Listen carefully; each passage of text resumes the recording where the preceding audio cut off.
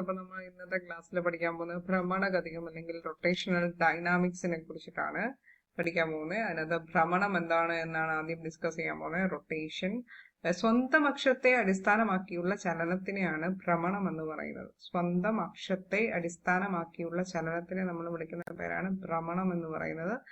Okay, ഇവിടെ നമുക്കറിയാം പമ്പരം കറങ്ങുന്നത്, വാഹനങ്ങളുടെ ചക്രം കറങ്ങുന്നത്, ഇതൊക്കെ ഒരു അക്ഷമുണ്ട്, ഒരു പോയിന്റ് ഉണ്ട്. ആ പോയിന്റിനെ ഡിപ്പെൻഡ് ചെയ്തുകൊണ്ടാണ് ഇവർ ഈ റൊട്ടേറ്റ് ചെയ്യുന്നത്.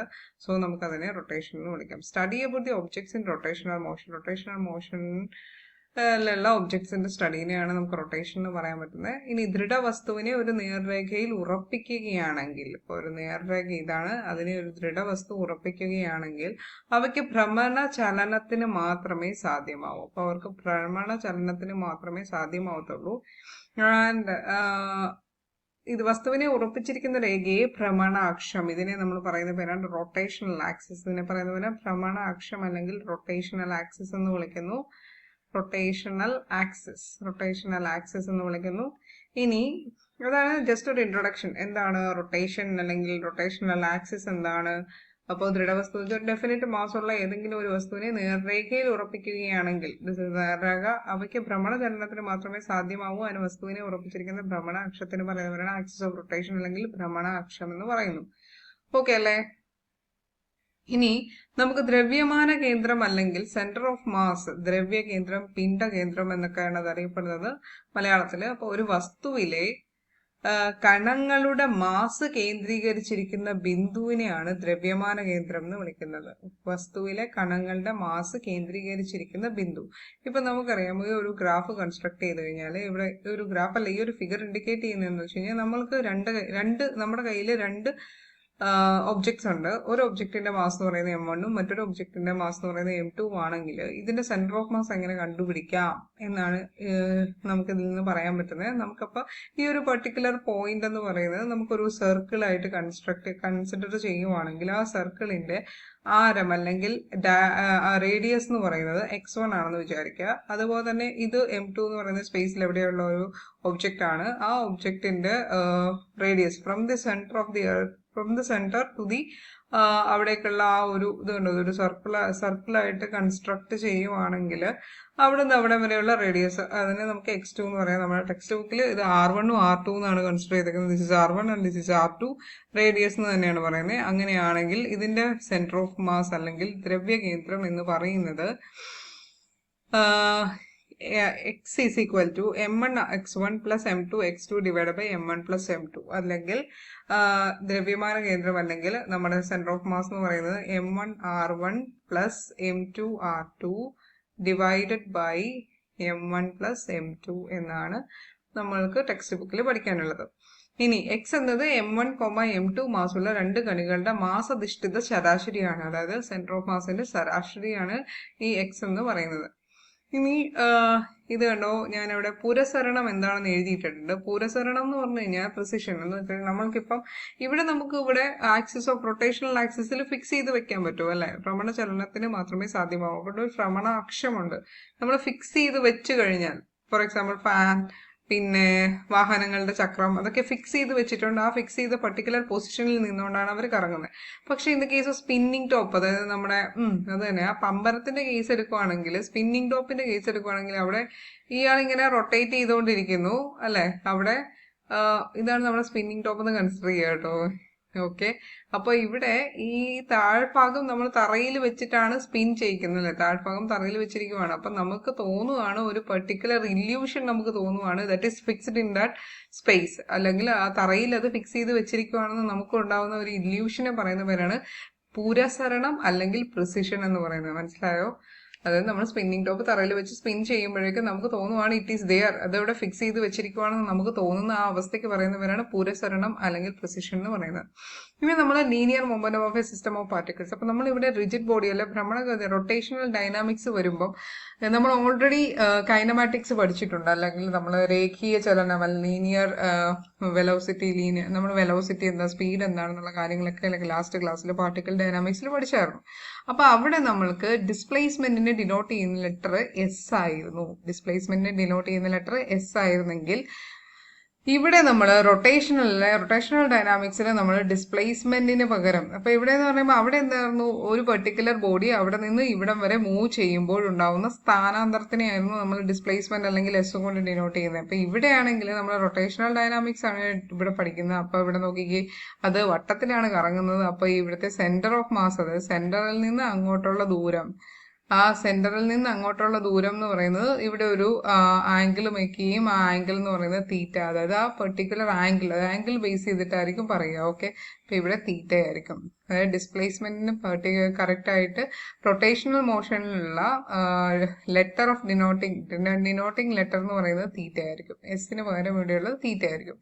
ഇനി നമ്മൾ അവിടെ പറഞ്ഞത് വെലോസിറ്റിക്ക് ഇൻഡിക്കേറ്റ് ചെയ്യുന്നത് നമ്മൾ വി എന്ന് പറയുന്ന ലെറ്റർ വെച്ചിട്ടായിരുന്നെങ്കിൽ ഇവിടെ എന്ന് പറയുന്നത്, അപ്പൊ വി എന്തായിരുന്നു, V is equal to D S by D T ആയിരുന്നു അല്ലെ. അപ്പൊ ഇവിടെ നമ്മൾ അതിനെ ഡിനോട്ട് ചെയ്യുന്നത് ഒമേഗ എന്ന് പറയുന്ന ലെറ്റർ ആണ്. That is angular velocity.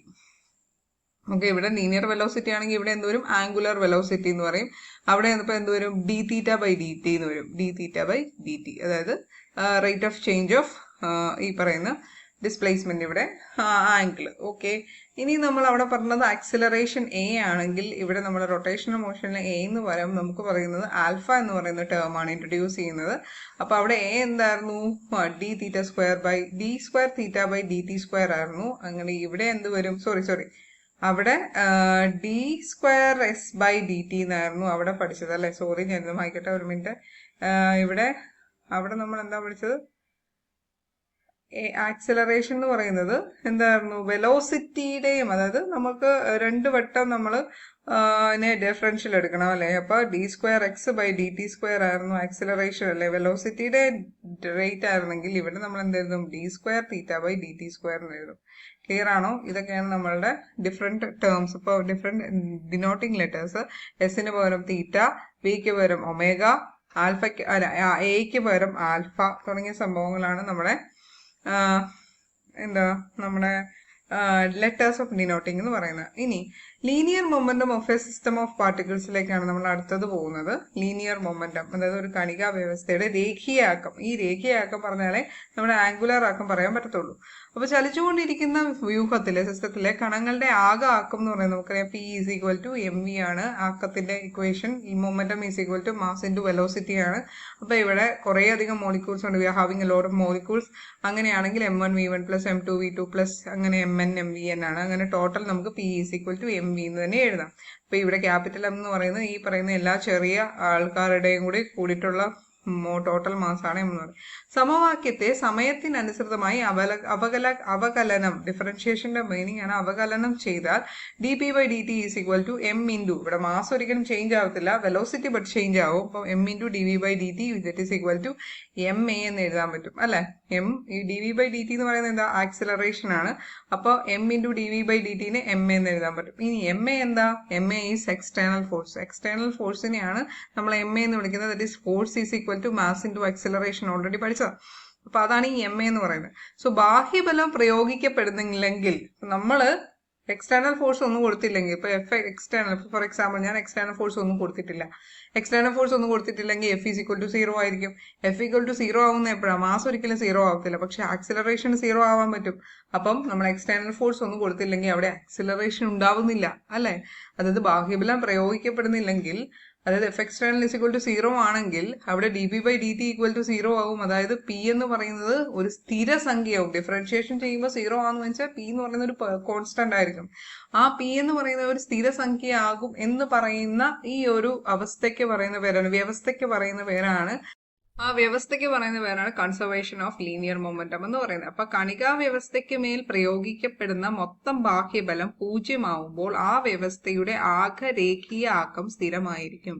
അതായത് നമ്മൾ കണികാ വ്യവസ്ഥയ്ക്ക് മേൽ, കണികാ വ്യവസ്ഥ മീൻസ് ആ ആറ്റം സിസ്റ്റം ഓഫ് ആറ്റത്തിന് മേൽ പ്രയോഗിക്കപ്പെടുന്ന ബാഹ്യബലം 0 ആവുമ്പോൾ, എഫ് എക്സ്റ്റേണൽ 0 ആവുമ്പം ആ വ്യവസ്ഥയുടെ ആകെ രേഖീയ ആക്കം സ്ഥിരമായിരിക്കും. വിച്ച് മീൻസ് രേഖീയ ആക്കം മീൻസ് മൊമെന്റം എന്ന് പറയുന്നത് കോൺസ്റ്റന്റ് ആയിരിക്കും എന്ന് പറയുന്ന ആ ഒരു ലോയ്ക്ക് പറയുന്ന പേരാണ്, ആ ഒരു നിയമത്തിന് പറയുന്ന പേരാണ് law of conservation of linear momentum എന്ന് പറയുന്നത്. ഇനി നമ്മൾ കോണീയ പ്രവേഗവും രേഖീയ പ്രവേഗവും, അതായത് ആംഗുലർ വെലോസിറ്റി, ലീനിയർ വെലോസിറ്റി. ഇപ്പൊ ലീനിയർ വെലോസിറ്റി എന്ന് പറഞ്ഞാൽ നമ്മൾ വി തന്നെ ഇട്ടാണ് ഡിഫൈൻ ചെയ്യുന്നത്. ആംഗുലർ വെലോസിറ്റി ആണെങ്കിൽ ഒമേഗ ഇടും. അപ്പൊ അതാണ് പഠിക്കാൻ പോകുന്നത്. വൃത്താകാര പാതയിൽ സഞ്ചരിക്കുന്ന ഒരു വസ്തുവിന്റെ കോണീയ സ്ഥാനാന്തരത്തിന്റെ സമയനിരക്ക്. അപ്പൊ വൃത്തത്തിലാണ് ഇയാൾ സഞ്ചരിക്കുന്നത്. ഓക്കെ, ഇത് ഇയാൾ വൃത്തത്തിലാണ് സഞ്ചരിക്കുന്നത്. സോ ഒരു വൃത്തത്തിന് എന്തുണ്ടാവും? ഒരു സെന്റർ ഉണ്ടാവും. ആ സെന്ററിൽ നിന്ന് ഈ ഒരു പെർട്ടിക്കുലർ പ്ലേസിൽ നിന്ന് R1 എന്ന് പറയുന്ന പ്ലേസിൽ നിന്ന് R2 എന്ന് പറയുന്ന പ്ലേസിലേക്ക് അയാൾ സഞ്ചരിക്കുകയാണ്. വിച്ച് മീൻസ് അവിടെ ഒരു സ്ഥാനാന്തരം ഉണ്ടാവുന്നു അല്ലെ. ആ സമയത്തുണ്ടാവുന്ന ആ ആംഗുലർ ഡിസ്പ്ലേസ്മെന്റ് ഉണ്ടാവുന്ന സമയനിരക്ക്, ആ ആംഗുലർ ഡിസ്പ്ലേസ്മെന്റിന്റെ സമയനിരക്കിന് പറയുന്ന പേരാണ് കോണീയ പ്രവേഗം അല്ലെങ്കിൽ ആംഗുലർ വെലോസിറ്റി. അതിന്റെ SI യൂണിറ്റ് ഇമ്പോർട്ടന്റ് ആണ്, radian per second, rad per second. കോണീയ പ്രവേഗത്തെ ഇൻഡിക്കേറ്റ് ചെയ്യുന്ന ലെറ്റർ ഒമേഗ.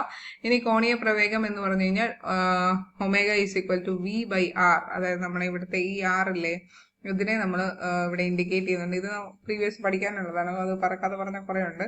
അപ്പൊ ഇവിടെ ഇപ്പൊ നമ്മൾ പഠിക്കേണ്ടത് omega is equal to V/R, അതായത് omega is equal to d(θ/dt).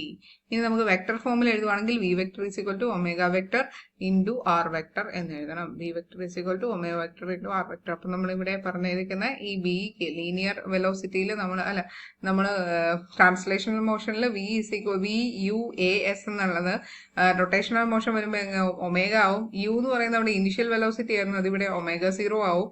A എന്ന് പറയുന്നത് ആക്സിലറേഷൻ ആയിരുന്നു, അതിവിടെ ആൽഫ ആവും. S എന്ന് പറയുന്നത് ഡിസ്പ്ലേസ്മെന്റ് ആവും, അതിവിടെ ആംഗുലർ ഡിസ്പ്ലേസ്മെന്റ് ആവും. കിട്ടിയല്ലോ. ഇനി നമ്മൾ ആംഗുലർ ആക്സിലറേഷൻ എന്താണെന്ന് നോക്കാം. കോണീയ ത്വരണം. ഒരു വസ്തുവിന്റെ കോണീയ പ്രവേഗമാറ്റത്തിന്റെ സമയനിരക്ക്, അതായത് കോണീയ പ്രവേഗമാറ്റം എന്ന് പറയുമ്പോൾ എന്താണ്? ഒമേഗയുടെ സമയനിരക്കിനെയാണ് കോണീയ ത്വരണം എന്ന് പറയുന്നത്. കോണീയ ത്വരണത്തെ ആൽഫ എന്ന ചിഹ്നം കൊണ്ട് സൂചിപ്പിക്കുന്നു. കോണീയ ത്വരണത്തിന്റെ SI യൂണിറ്റ് ആണ് rad per second square, radian per second square. കോണീയ ത്വരണം എന്ന് പറയുന്നത് alpha is equal to dω/dt. ഇനി നമുക്ക് വരുന്നത് ഇപ്പൊ ക്ലിയർ ആണല്ലോ. കോണീയ ത്വരണം, ആംഗുലർ ആക്സിലറേഷനെ ഇൻഡിക്കേറ്റ് ചെയ്യുന്ന ലെറ്റർ ആൽഫ. കോണീയ ത്വരണത്തിന്റെ SI unit radian per second square. കോണീയ ത്വരണം ആൽഫ എന്ന് പറയുന്നത് dω/dt. നമ്മളെല്ലാം നേരത്തെ പഠിച്ച കാര്യങ്ങൾ തന്നെയാണ്. ഇവിടെ നമ്മൾ അതിനെ വേറെ കുറെ ലെറ്റേഴ്സ് കൊണ്ട് ഇൻഡിക്കേറ്റ് ചെയ്യുന്നു. അവിടെ ട്രാൻസ്ലേഷണൽ മോഷൻ, ഇവിടെ റൊട്ടേഷണൽ മോഷൻ. ക്ലിയർ അല്ലേ? ഇനിയുള്ള നമ്മൾ ടോർക്കും കോണീയാക്കവും. ടോർക്കും നമ്മൾ സർക്കുലർ മോഷൻ പഠിച്ചായിരുന്നു അല്ലെ. സർക്കുലർ മോഷൻ പഠിച്ചപ്പോൾ അവിടെ നമ്മൾ പറഞ്ഞായിരുന്നു ഒരു കുട്ടി സെൻട്രിപിറ്റൽ ഫോഴ്സ്, സെൻട്രിഫിക്കൽ ഫോഴ്സ് ഒക്കെ പറഞ്ഞായിരുന്നു. അപ്പോൾ ഒരു കുട്ടി ഇങ്ങനെ പുള്ളിയുടെ കയ്യിൽ വെച്ചിട്ട് ഇങ്ങനെ ഒരു ചരടി കെട്ടി ഇങ്ങനെ ഒരു കല്ല് കറക്കുമായിരുന്നു അല്ലെ. അപ്പൊ ആ കല്ല് കറക്കാൻ വേണ്ടിയിട്ട് കുട്ടി എന്ത് ചെയ്തു? ഒരു ഫോഴ്സ് അവിടെ പ്രയോഗിക്കുന്നുണ്ട് അല്ലെ, ഒരു അക്ഷത്തെ ആധാരമാക്കി. അപ്പൊ ഇതൊരു സെന്റർ ഓഫ് മാസ് ആണ്. കുട്ടിയുടെ കയ്യിൽ ഇങ്ങനെ വെച്ചിരിക്കുന്നത് നമ്മുടെ സെന്റർ ഓഫ് മാസ് ആണ്. ആ ഒരു പർട്ടിക്കുലർ ആക്സിസ് ആണ്, സെന്റർ ഓഫ് ആക്സിസ് ആണ് ഇത്. അപ്പൊ ഒരു അക്ഷത്തെ ആധാരമാക്കി വസ്തുവിനെ കറക്കാനുള്ള ബലത്തിന്റെ ശേഷി, the turning effect of a force about an axis, the turning effect of a force about an axis or point, അതിനെ പറയുന്ന പേരാണ് ടോർക്ക്. ടോർക്കിന് എന്ന് പറയുമ്പോൾ ലെറ്റർ നമ്മൾ ഇൻഡിക്കേറ്റ് ചെയ്യുന്ന ലെറ്റർ ഇങ്ങനെയാണ്, ടോർക്കിന്റെ T ഇങ്ങനെ പറയും, ടോ എന്നാണ് അതിനെ പറയുന്നത്. ടോ എന്നാണ് അതിനെ വിളിക്കുന്നത്. അപ്പൊ ടോർക്ക് എന്ന് പറഞ്ഞു കഴിഞ്ഞാൽ ഒരു അക്ഷത്തെ ആധാരമാക്കി വസ്തുവിനെ കറക്കാനുള്ള ബലത്തിന്റെ ശേഷിനെയാണ് നമ്മൾ ടോർക്ക് എന്ന് വിളിക്കുന്നത്. ഇനി ഇതിനെ ടോ എന്ന ലെറ്റർ കൊണ്ട് സൂചിപ്പിക്കുന്നു. ഇതിന്റെ SI unit newton metre. Important ആണ് ഇതിന്റെ SI യൂണിറ്റ് ന്യൂട്ടൺ മീറ്റർ. ഇനി ബലത്തിന്റെ പരിക്രമണ ചലനത്തിലെ സദൃശയാണ് ടോർക്ക്. അതായത് ബലം, ഫോഴ്സിനെ തന്നെയാണ് നമ്മൾ ഈ ടോർക്ക് എന്ന് വിളിക്കുന്നത്. അത് പക്ഷേ we are indicating it in revolutionary motion or rotational മോഷനിലാണെങ്കിൽ ആ ബലത്തിനെ വിളിക്കുന്ന പേരാണ് ടോർക്ക്. ബലത്തിന്റെ മൊമെന്റ് അല്ലെ, മൊമെന്റ് ഓഫ് ഫോഴ്സ്.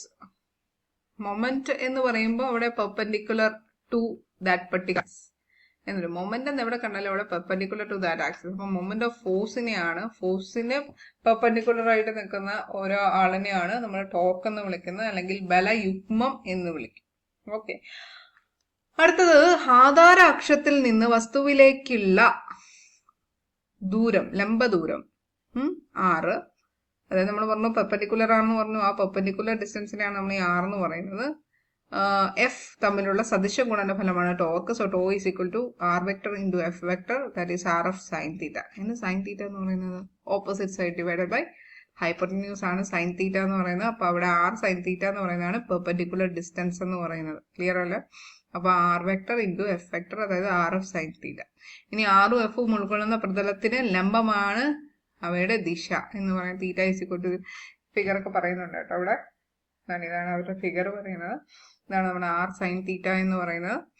ഇതായിരിക്കും ആ ഒരു പർട്ടിക്കുലർ ആർ എന്ന് പറയുന്നതൊക്കെ നമ്മുടെ പി എന്ന് പറയുന്നത്. അവിടേക്ക് എഫ് എന്ന് പറയുന്ന ഒരു എക്സ്റ്റേണൽ ഫോഴ്സ് അല്ലെങ്കിൽ ഫോഴ്സ്. ഓക്കെ, ഫിഗറാണ് ഈ സംഭവം കേട്ടോ. ഇനി ഇതാ നമ്മുടെ ടോർക്ക് എന്ന് പറയുന്നത് ഇതാണ്. The force which needs to rotate, അല്ലെങ്കിൽ നമ്മൾക്ക് നമ്മൾ കൊടുക്കുന്ന ആ ഫോഴ്സ് അല്ലെങ്കിൽ ആ ഫോഴ്സിൻ്റെ കപ്പാസിറ്റിയാണ് ടോർക്ക് എന്ന് പറയുന്നത്. ഇതാണ് നമ്മുടെ ആർ സൈൻ തീറ്റ. ഇതാണ് ആറ്. നമ്മളെപ്പോഴും റൊട്ടേഷണൽ മോഷൻ അല്ലെങ്കിൽ ഒരു സർക്കുലർ മോഷൻ പറയുമ്പോൾ അവിടെ ഒരു സർക്കിളായിട്ടായിരിക്കും അത് റൊട്ടേറ്റ് ചെയ്യുന്നത്. അതുകൊണ്ട് ഇവിടെ ആറ് ഉണ്ടാവും. അതിന് പെർപെൻഡിക്കുലർ ആയിട്ടായിരിക്കും, പെർപെൻഡിക്കുലർ ഡിസ്റ്റൻസ്, ഈ ഒരു പ്ലെയിന് പെർപെൻഡിക്കുലർ ആയിട്ടായിരിക്കും നമ്മുടെ ടോർക്ക് ആക്ട് ചെയ്യുന്നത്. Okay, now moving two year. ഒരു കണികയുടെ കോണീയ ആക്കം. നമ്മൾ അഗെയിൻ മൊമെന്റം, ആംഗുലർ മൊമെന്റത്തിലേക്ക് വരുവാണ്. ആംഗുലർ മൊമെന്റം എന്ന് പറയുമ്പോൾ പരിക്രമണം ചെയ്യുന്ന ഒരു വസ്തുവിന് അതിൽ അക്ഷത്തിന് ആധാരമായി അനുഭവപ്പെടുന്ന ആക്കം, മൊമെന്റം, അതാണ് കോണീയ ആക്കം എന്ന് പറയുന്നത്. കോണീയ ആക്കത്തിന്റെ SI യൂണിറ്റ് ഇമ്പോർട്ടൻ്റ് ആണ്. Kilogram metre square per second. Kilogram metre square per second അല്ലെങ്കിൽ joule second. Kilogram metre square per second അല്ലെങ്കിൽ ജൂൾ സെക്കൻഡ് ആണ്. രേഖീയ ആക്കത്തിന്റെ പരിക്രമണത്തിലെ സദൃശമാണ്. രേഖീയ ആക്കം ലീനിയർ മൊമെന്റം പോലെ തന്നെയാണ് നമ്മുടെ ആംഗുലർ മൊമെന്റം എന്ന് പറയുന്നത്. ആംഗുലർ മൊമെന്റത്തിനെ ഡിനോട്ട് ചെയ്യുന്ന ലെറ്റർ L ആണ്. ആധാര ബിന്ദുവിൽ നിന്നും R അകലത്തിലുള്ള വസ്തുവിന്റെ രേഖീയാക്കം P ആണെങ്കിൽ കോണീയാക്കം L ആയിരിക്കും. So L vector is equal to R vector into P vector, that is product of moment of inertia and angular velocity. അവിടെയാണ് ശരിക്കും നമ്മുടെ ആംഗുലർ മൊമെന്റം എന്ന് പറയുന്നത് product of moment of inertia and angular velocity. L is equal to R into P into sine theta. ഇനി അതിന് നമുക്ക് P എന്ന് പറയുമ്പോൾ എം ബി ആണ്. Momentum P is equal to മാസിന്റെ വെലോസിറ്റി ആണ്. അപ്പോൾ MVR സൈൻ തീറ്റ എന്ന് പറയും. ഇവിടെ തീറ്റ എന്നത് ആറിനും പിക്കും ഇടയിലുള്ള കോണാകുന്നു. തീറ്റ നമുക്കറിയാലോ, ആ ഒരു ആംഗിൾ ആയിരിക്കും നമ്മളിവിടെ കൺസിഡർ ചെയ്യുന്നത്. ഇനി ടോർക്കും കോണീയ ആക്കവും തമ്മിലുള്ള ബന്ധം, relation between torque and angular momentum. Angular momentum L എന്ന് പറയുന്നത് R ഇൻറ്റു P ആണ്. ഇനി dl/dt എന്ന് പറയുമ്പോൾ ടോ ആണ്. ഓക്കെ, കോണീയ ആക്ക വ്യത്യാസത്തിന്റെ സമയ നിരക്കാണ് ടോർക്ക്. കോണീയ ആക്ക വ്യത്യാസത്തിന്റെ സമയ നിരക്കാണ് ടോർക്ക്. dl/dt-നെയാണ് നമ്മൾ ടോ എന്ന് പറയുന്നതുകൊണ്ട് ഉദ്ദേശിക്കുന്നത്. ഓക്കെ, ഇനി കോണീയ ആക്ക സംരക്ഷണ നിയമം നോക്കാം. അതായത് ബാഹ്യ ടോർക്ക് അനുഭവപ്പെടുന്നില്ലെങ്കിൽ ആ വസ്തുവിന്റെ കോണീയ ആക്കം ഒരു സ്ഥിരസംഖ്യ ആയിരിക്കും. എക്സ്റ്റേണൽ ടോർക്ക് അനുഭവപ്പെടുന്നില്ലെങ്കിൽ ആ വസ്തുവിന്റെ ആംഗുലർ മൊമെന്റം എന്ന് പറയുന്നത് കോൺസ്റ്റന്റ് ആയിരിക്കും. ഇതാണ് കോണീയ ആക്ക സംരക്ഷണ നിയമം. If no external torque acts on a system, the angular momentum of the system remains constant about the given mass. അവിടെ dl/dt എന്ന് പറയുന്നത് ടോ ആണ്. ടോ എക്സ്റ്റേണൽ 0 ആയി കഴിഞ്ഞാൽ dl/dt 0 ആവും, അല്ലെങ്കിൽ L എന്ന് പറയുന്നത് ഒരു സ്ഥിരസംഖ്യയാവും. ഓക്കെ, ഇനി അടുത്തതാണ് ജഡത്വാകൂർണം. അകൂർണമാണ് കേട്ടോ. മൊമെന്റ് ഓഫ് ഇനേർഷ്യ, ജഡത്വാകൂർണം. ഭ്രമണം ചെയ്യുന്ന ഒരു വസ്തു കോണീയ ത്വരണത്തിനെതിരെ സൃഷ്ടിക്കുന്ന പ്രതിരോധത്തിന്റെ അളവാണ് ജഡത്വാകൂർണം. ഇപ്പൊ ഒരു ബോഡി റൊട്ടേറ്റ് ചെയ്യുവാണ്. ആ ബോഡി റൊട്ടേറ്റ് ചെയ്യുമ്പം ആ ബോഡിക്ക് എന്തുണ്ട്? അതിന്റെ ആംഗുലർ ആക്സിലറേഷൻ ഉണ്ട്. ഈ ആംഗുലർ ആക്സിലറേഷന് എതിരെ ഉണ്ടാവുന്ന ഒരു ഇനേർഷ്യ, അതാണ് ജഡത്വാകൂർണം, മൊമെന്റ് ഓഫ് ഇനേർഷ്യ I എന്ന് പറയുന്നത്. രേഖീയ ചലനത്തിൽ മാസിനുള്ള സ്ഥാനമാണ് കോണീയ ചലനത്തിൽ ജഡത്വാകൂർണത്തിനുള്ളത്. അപ്പോൾ രേഖീയ ചലനത്തിൽ മാസ്, ഈ മാസ് എന്ന് പറയുന്നത് നമ്മുടെ കോണീയ ചലനത്തിൽ, അതായത് ആംഗുലർ മോഷനിൽ എന്താവും? I ആവും. ഓക്കെ, M എന്ന് പറയുന്നത് എന്തായിട്ട് മാറും? I ആയിട്ട് മാറും. ഒരു കണികയുടെ ജഡത്വാകൂർണം അതിന്റെ മാസ് M പരിക്രമണ അക്ഷത്തിൽ നിന്നും മാസും പരിക്രമണ അക്ഷത്തിൽ നിന്നുള്ള കണികയിലേക്കുള്ള ദൂരത്തിന്റെ R വർഗവും തമ്മിലുള്ള ഗുണനഫലമാണ്. അതായത് ജഡത്വാകൂർണം എന്ന് പറയുന്നത് I is equal to MR square ആണ്. SI unit kilogram metre square. I is equal to MR square. അതൊരു സ്കാലർ ക്വാണ്ടിറ്റി ആണ്, വിച്ച് മീൻസ് അതിശ അളവാണ്. ഓക്കെ അല്ലേ? ഇനി അടുത്ത റേഡിയസ് ഓഫ് ഗൈറേഷൻ എന്താണെന്ന്. റേഡിയസ് ഓഫ് ഗൈറേഷൻ ഇൻഡിക്കേറ്റ് ചെയ്യുന്നത് സ്മോൾ ലെറ്റർ K ആണ്. ഒരു വസ്തുവിന്റെ ആകെ മാസിന് തുല്യമായ മാസ് ഉള്ളതും വസ്തുവിന്റെ അക്ഷത്തിന് ആധാരമായ മൊമെന്റ് ഓഫ് ഇനേർഷ്യക്ക് തുല്യമായ മൊമെന്റ് ഓഫ് ഇനേർഷ്യ ഉള്ളതുമായ ഒരു വസ്തുവിന്റെ അക്ഷത്തിൽ നിന്നുമുള്ള അകലം. ഒന്നുകൂടെ വായിക്കാം. ഒരു വസ്തുവിന്റെ ആകെ മാസിന് തുല്യമായ മാസ് ഉള്ളതും, അപ്പോൾ ആ ഒരു വസ്തുവിന്റെ മാസ് M എന്ന് പറയുന്ന മാസ് ഉള്ളതും വസ്തുവിന്റെ അക്ഷത്തിന് ആധാരമായ മൊമെന്റ് ഓഫ് ഇനേർഷ്യ അതായത് മൊമെന്റ് ഓഫ് ഇനേർഷ്യ എന്ന് പറയുമ്പം മൊമെന്റ് ഓഫ് ഇനേർഷ്യക്ക് തുല്യമായ മൊമെന്റ് ഓഫ് ഇനേർഷ്യ ഉള്ളതുമായ ഒരു വസ്തുവിന്റെ അക്ഷത്തിൽ നിന്നുമുള്ള അകലം. സംഗതി ഇതാണ് കേട്ടോ, റേഡിയസ് ഓഫ് ഗൈറേഷൻ. ജസ്റ്റ് ഒന്ന് സ്ക്രീൻഷോട്ട് എടുക്കുക, അഗൈൻ ആൻഡ് അഗൈൻ ഒന്ന് റീഡ് ചെയ്യുക, എന്നിട്ട് നിങ്ങൾക്ക് മനസ്സിലായി കഴിഞ്ഞാൽ ഒന്ന് കമൻറ്റ് ചെയ്യുക കേട്ടോ. എനിക്കും അത് കാര്യമായിട്ട് മനസ്സിലായില്ല. ഇനി ജഡത്വ കൂർണം എന്ന് പറയുന്നത് I = mk² എന്നാണ് ആ ഇക്വേഷൻ. I = mk² എന്നാണ് ജഡത്വ കൂർണത്തിന്റെ ഇക്വേഷൻ. ഇനി ഈ ജഡത്വ കൂർണം അപ്പം നമുക്ക് I = mk ആണല്ലോ, അപ്പോൾ mk² ആണ്. അപ്പോൾ k² = I/m. k എന്ന് പറയുന്നത് √I/m എന്ന് എഴുതാം. നിർദ്ദിഷ്ട വസ്തുവിനോട് തുല്യമായ മാസുള്ള ഒരു കണം ഭ്രമണാക്ഷത്തിൽ നിന്നും k ദൂരത്തിൽ വെച്ചാൽ അതിന്റെ ജഡത്വകൂർണം വസ്തുവിന്റെ ജഡത്വകൂർണത്തിന് തുല്യമായിരിക്കും. റേഡിയസ് ഓഫ് ഗൈറേഷൻ, അതാണ് റേഡിയസ് ഓഫ് ഗൈറേഷൻ എന്ന് പറയുന്നത്. ഇത് നമ്മൾ ജഡത്വകൂർണ സിദ്ധാന്തങ്ങൾ, 2 ജഡത്വകൂർണ സിദ്ധാന്തങ്ങളുണ്ട്. ഒന്ന് തിയറം ഓഫ് പെർപെൻഡിക്കുലർ ആക്സിസും ഒന്ന് തിയറം ഓഫ് പാരലൽ ആക്സിസും. നമുക്ക് അടുത്ത സെഷനിൽ ഡിസ്കസ് ചെയ്യാം. Okay thank you so much. ഒരു കാര്യം കൂടി, വീഡിയോ ഇഷ്ടമായാൽ ലൈക്ക് ചെയ്യുക, സബ്സ്ക്രൈബ് ചെയ്യുക. പിന്നെ ഇതൊരു പുതിയൊരു വെഞ്ചറാണ്, അതായത് നമ്മൾക്ക് HSA ഫിസിക്കൽ സയൻസിൽ ഒരുമിച്ച് വിത്ത് ദിസ് ഗൈഡ് യൂസ് ചെയ്ത് എങ്ങനെ മുന്നോട്ട് പോകാമെന്നുള്ളത് അതിൽ മാക്സിമം സപ്പോർട്ട് ചെയ്യുക. Okay thank you so much.